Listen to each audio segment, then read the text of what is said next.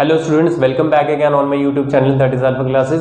So students, आज हम लेके आए क्लास 10th के कुछ मैथ्स का है जो कुछ इंपॉर्टेंट क्वेश्चंस हैं उसको हम डिस्कस करने वाले हैं। तो मैंने ये बोर्ड्स पे कुछ 8 इंपॉर्टेंट क्वेश्चंस लिखे हुए हैं, इनको सॉल्व करेंगे हम लोग। तो पहला क्वेश्चन देखिए, जैसे कि कह रहा है कि if alpha and beta are the zeros of p of x. अब हमारे पास यहाँ पे फर्स्ट का आंसर है P of x क्या गिवन है, P of x is given by x square minus 1, ठीक है। Then find the value of alpha plus beta, ठीक है, इसको फाइंड करना है, ठीक है। बेसिकली ये 1 मार्क क्वेश्चन है, तो बिल्कुल सिंपल है। देखो पहले इस P of x को मैं एक स्टैंडर्ड फॉर्म में लिख लूँ। So this can be written as 0.x, क्योंकि x वाला टर्म है ही नहीं, -1, ठीक है। यहाँ पे हम देखते हैं अल्फा प्लस बीटा होता क्या है। Alpha beta is -b upon a, और -b का क्या है, ये देखो x का कोफिशिएंट माना जाता है ना b, तो यहाँ पे x का कोफिशिएंट क्या है, 0। That means alpha plus beta is equals to 0। So this is your answer. Now see question number 2.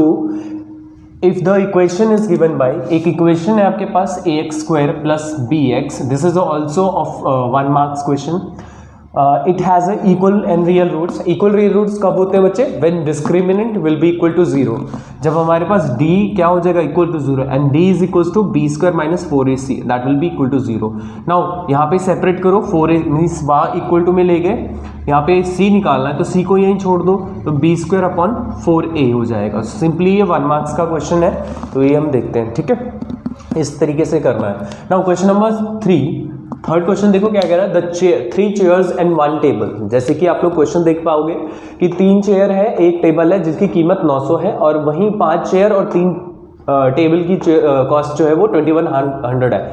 Now find the solutions of the each, मतलब आपको x और y की वैल्यू निकालनी है। तो सबसे पहले हम यहाँ पे कुछ एक एजम्पशंस करेंगे। वहाँ पे क्या करेंगे, let the cost of each chair is rupees x and the let the cost of each table is rupees y।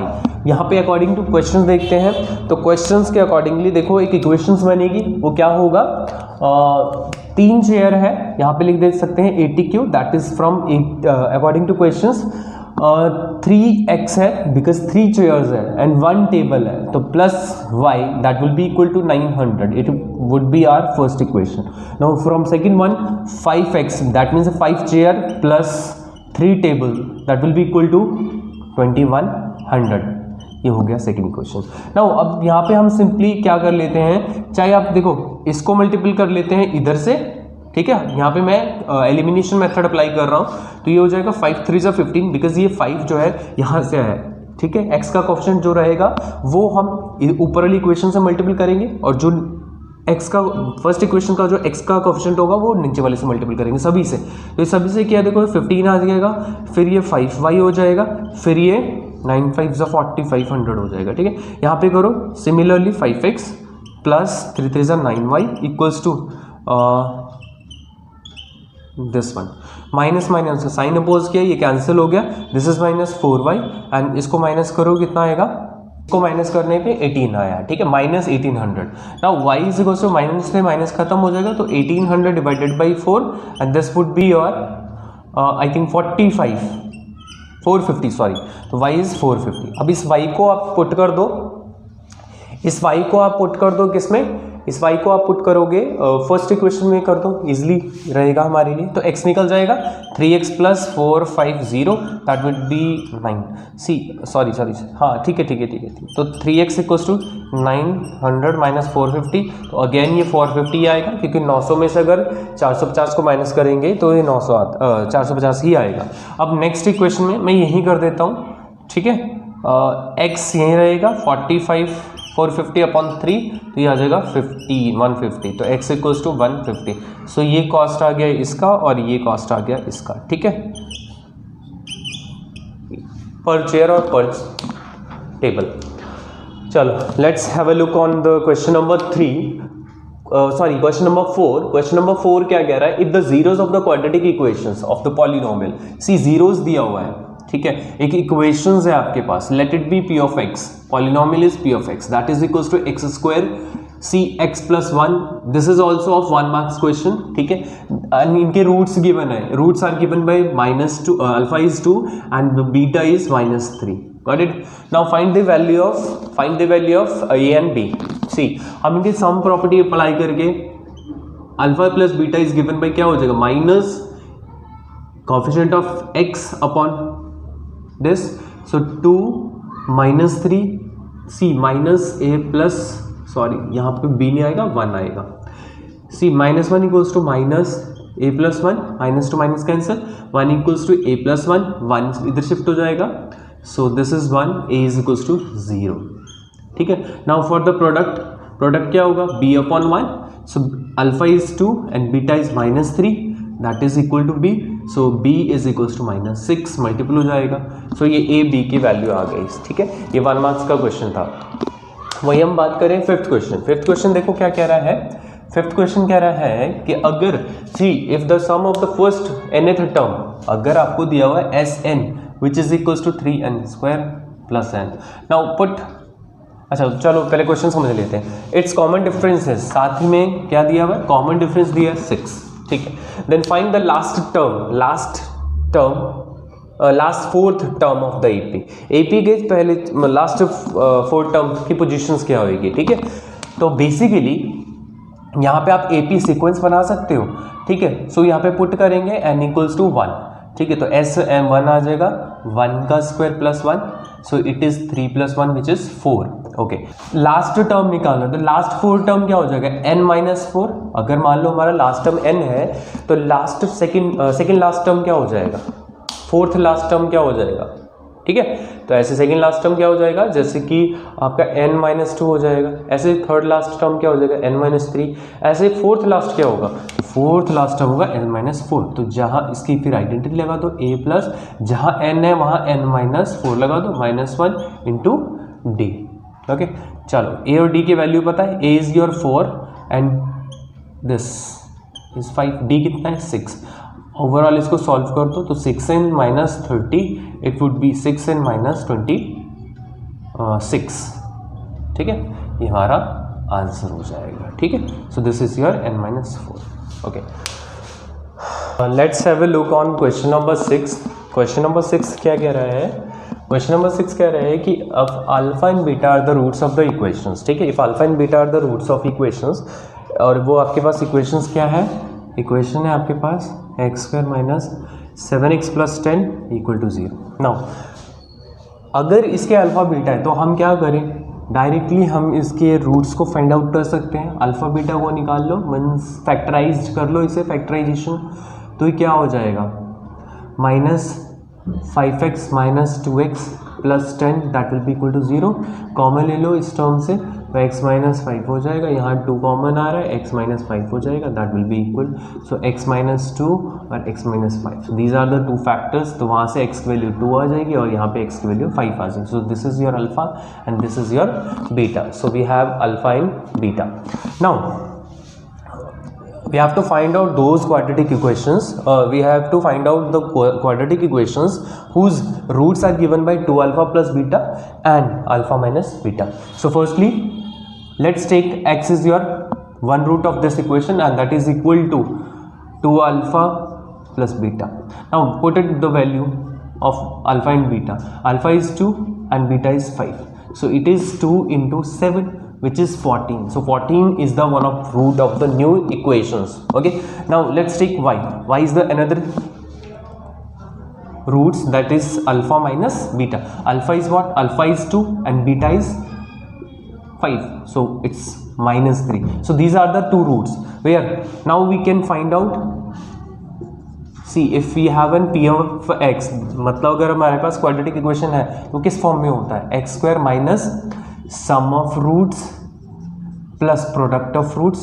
Now we can easily find out our sum of roots and product of roots, okay. So sum of root is what, alpha plus beta would be, see it's 11, okay, 11x, and alpha beta क्या हो जाएगा, -42, minus, because 14 into, यहाँ देखो ना, alpha plus Y अगर निकालेंगे तो क्या हो जाएगा, 14 - 3 इट इज़ 11 और अल्फा इंटू वाई निकालोगे तो क्या हो जाएगा 14 इंटू -3 विच इज़ -42। सो हमने ये दोनों सम को और प्रोडक्ट को यहाँ फिल कर दिया और यहाँ से हमारा एक नया इक्वेशन आ गया। ठीक है, इसी चीज़ को हमें फाइंड करना था। So this is your answer. Now let's talk about the question number 7। Question number 7 क्या कह रहा है, sum of the two number is, see sum of the two number is 15, so let the first number be x and the second number be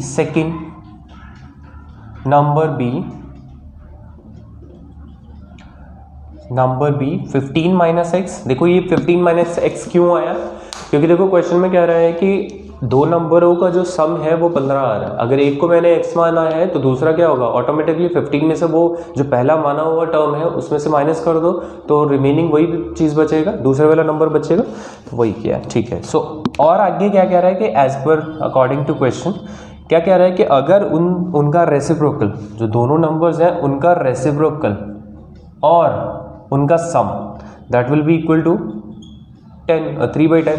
तो आप यहाँ पे कर लो, देखो एलसीएम ले लो, यहाँ 15 माइनस एक्स हो जाएगा, this is 15 minus x plus x that is equal to 3/10।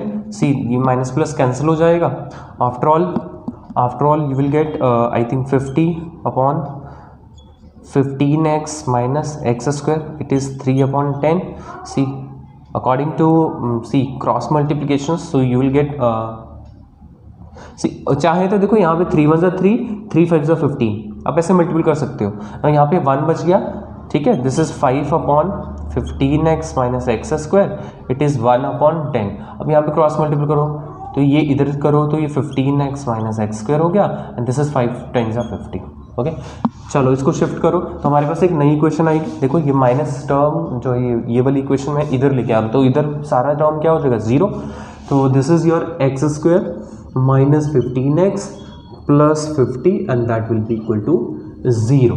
अब यहाँ पे इसका फैक्टराइज करो, है ना, फाइंड द टू नंबर, दोनों नंबर निकाल लें तो आपको बेसिकली x की वैल्यू फाइंड करनी है। ठीक है, तो यहाँ पे आप क्या कर सकते हो, यहाँ पे चाहो तो आप फैक्टराइजेशन कर सकते हो और नहीं तो आप कर सकते हो फैक्टराइजेशन कर लो, वो ज़्यादा बेसिक रहेगा, इजी रहेगा, नहीं तो आप क्वाड्रेटिक फॉर्मूला का भी यूज़ कर सकते हो। ठीक है, तो यहाँ पे देखो मैं नॉर्मली फैक्टराइजेशन कर रहा हूँ। सो यहाँ पे देखो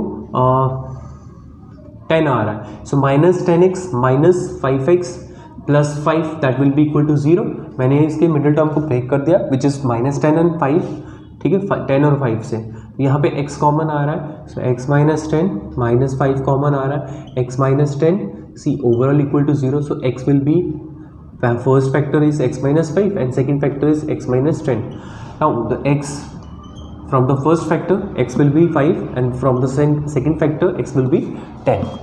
ठीक है, तो ये दोनों रूट्स आ गए हैं, मतलब क्वेश्चंस आ गए हैं, x की वैल्यूज़ आ गई है, उसके बिहाफ पे आप दोनों नंबर निकाल सकते हो, फाइंड आउट कर सकते हो। ठीक है, तो आप देख लीजिए यहाँ पे अगर आप 5 रखते हो तो ये 5 माइनस कर दो 10 आ जाएगा। So these are the two numbers. Okay, now simply now let's talk about question number 8। Question number 8 क्या है, वेरी इंपॉर्टेंट क्वेश्चन। ठीक है, तो इसको समझ लीजिए आप। The ratio of the 11th term to the 18th term. देखो 11th term and the 18th term that will be equal to what, 2:3। चलो फिलहाल तो अभी इतना ही कह रहा है वो कि जो रेशो है 11वें टर्म का और 18वें टर्म का वो कितना है, वो 2:3 है। Find the ratio of the sum of the fifth term to 21st term. तो सिंपली यहाँ पे हम देख लेते हैं। सबसे पहले इसको एक्सपेंड करेंगे, a + 10d हो जाएगा, this is a + 17d and this will be equal to 3। Cross multiple करो, a + 10d यही होगा, 3a 30d 2a 34d।